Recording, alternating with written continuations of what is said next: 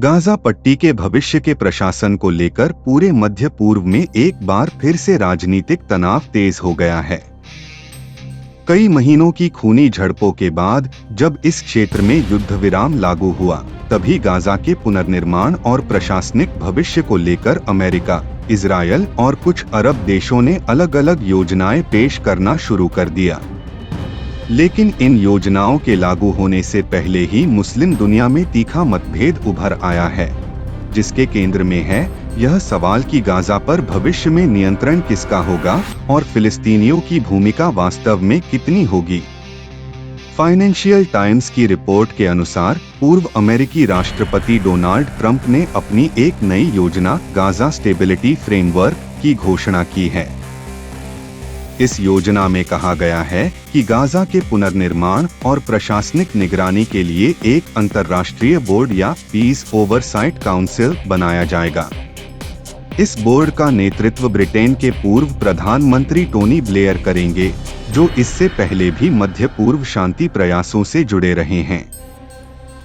America इस कदम को Gaza के पुनर्जागरण का नया मार्ग बता रहा है, लेकिन ट्रंप और ब्लेयर की इस पहल ने अरब देशों के बीच एक अभूतपूर्व प्रतिक्रिया पैदा कर दी है। सऊदी अरब, तुर्की, अल्जीरिया और ईरान सहित कई मुस्लिम देशों ने कहा है कि यह प्रस्ताव गाजा की जनता पर एक तरफा समाधान थोपने के समान। उनका आरोप है कि पश्चिमी शक्तियां असल में गाजा के पुनर्निर्माण के नाम पर वहां राजनीतिक नियंत्रण स्थापित करना चाहती हैं, जहां फिलिस्तीनियों की अपनी सरकार या नेतृत्व की कोई वास्तविक भूमिका नहीं होगी।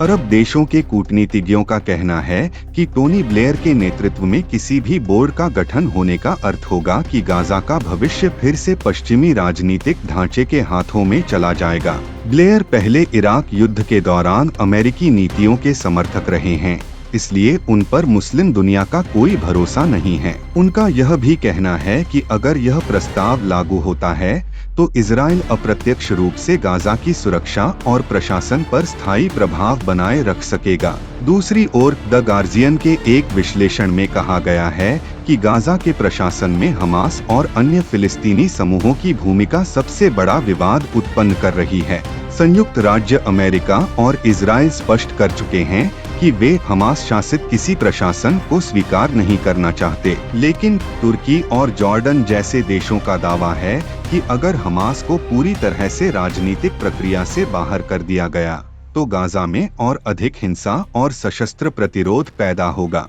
उनके अनुसार गाजा की जनता को अनदेखा करके कोई भी समाधान स्थायी नहीं हो सकता। इस बीच संयुक्त राज्य अमेरिका के कूटनीतिक सूत्र का कहना है कि वे गाजा के लिए एक तटस्थ प्रशासनिक ढांचा बनाने के पक्ष में हैं, जिसमें संयुक्त राष्ट्र, यूरोपीय संघ और अरब लीग के सदस्य देश मिलकर निगरानी करेंगे। लेकिन अरब दुनिया के कई विश्लेषक मानते हैं कि तटस्थ प्रशासन शब्द के पीछे असल में पश्चिमी शक्तियां गाजा में राजनीतिक प्रभुत्व स्थापित करना चाहती हैं। उनकी चिंता है कि इससे फिलिस्तीनी राष्ट्रीय प्राधिकरण की स्थिति और कमजोर होगी और इजराइल सुरक्षा के नाम पर पूरी नियंत्रण की स्थिति बनाए रखेगा। विश्लेषकों का कहना है कि गाजा के आगामी प्रशासन को लेकर यह विभाजन मध्य पूर्व की भूराजनीति पर गहरा असर डाल सकता है। यह केवल फिलिस्तीन या इजराइल का सवाल नहीं है, बल्कि सऊदी अरब और ईरान के नेतृत्व वाले दो क्षेत्रीय गठबंधनों की कूटनीतिक स्थिति पर भी असर डालेगा। सऊदी अरब के एक वरिष्ठ कूटनीतिज्ञ ने टिप्पणी की,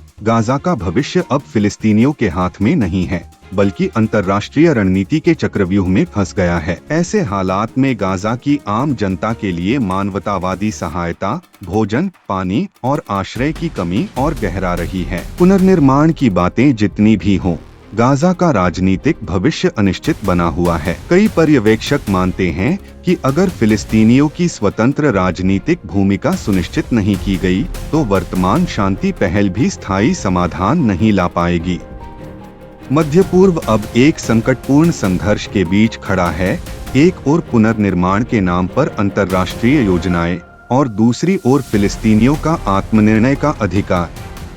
यही दो ताकतों का संघर्ष गाजा का भविष्य तय करेगा और वह भविष्य अब भी अनिश्चितता के कुहासे में छिपा हुआ है।